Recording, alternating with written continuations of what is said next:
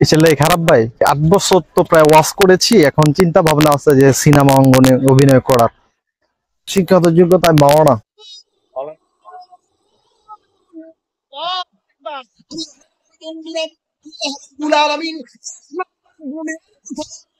মুমিন যারা হবে তারা সবাই কেমন আছেন? আশা করি সবাই ভালো আছেন। তো বন্ধুরা, আমি আজকে আসছি ওমর ফারুককে নিয়ে। মৌলানা ওমর ফারুক বা টিকটকার ওমর ফারুক। ওমর ফারুককে নিয়ে কিছু বিতর্ক রয়েছে।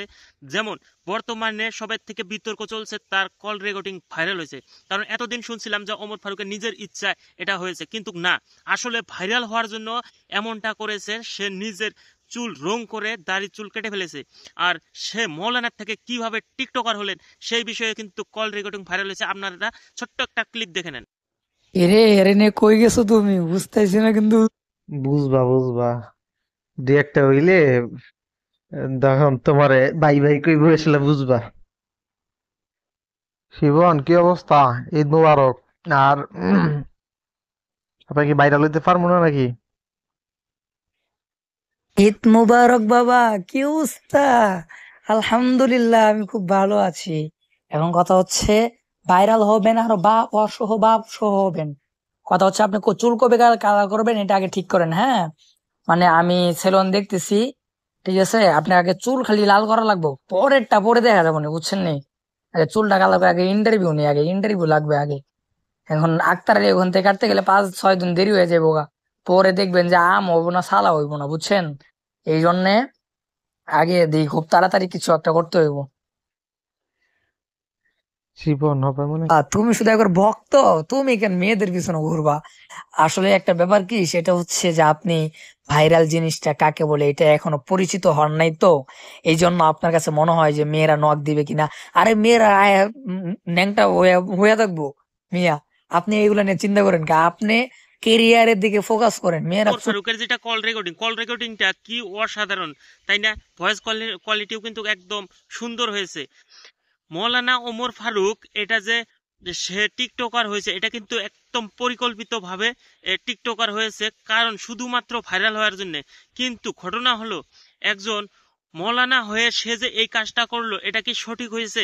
বন্ধুরা, আপনারা কিন্তু এটা কমেন্ট বক্সে একদম কমেন্ট করবেনই, কারণ আমিও দেখতে চাই যে একজন মৌলানা পছন্দ কিভাবে করে টিকটকার পরে হয় আর শব্দে আল্লাহ কিসের জন্য বলতে হয়।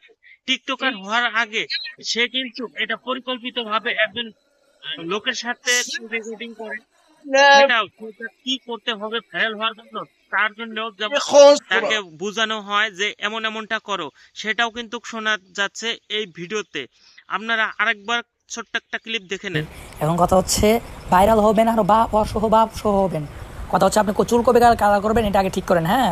মানে আমি সেলুন দেখতেছি, ঠিক আছে? আপনি আগে চুল খালি লাল করা লাগবে, পরেরটা পরে দেখা যাবে না, বুঝছেন নি? হ্যাঁ বন্ধুরা, ওমর ফারুক যেটা কাম করছে, এটা কিন্তু আমাদের ইসলাম জাতি, একদম জাতি বলছি, জাতির কিন্তু একদম মাটির সাথে ধুলার সাথে মিশিয়ে দিয়েছে। কারণ এমন একটা ঘটনা, অসাধারণ ঘটনা, যেটা আমরা কল্পনা করতে পারি না, সেই ঘটনা করে ফেলছে ওমর ফারুক। সে একজন সেলিব্রিটি হওয়ার জন্য, একজন টিকটকার হয়ে সে ভাইরাল হয়েছে। কারণ ভাইরাল হওয়ার জন্য এমন একটা কাজ করেছে, যেটা কাজ নাকি মানুষ অ্যাকসেপ্ট করতে পারছে না, কারণ তার এই ধরনের কাজগুলো করাটা সঠিক হয় নাই।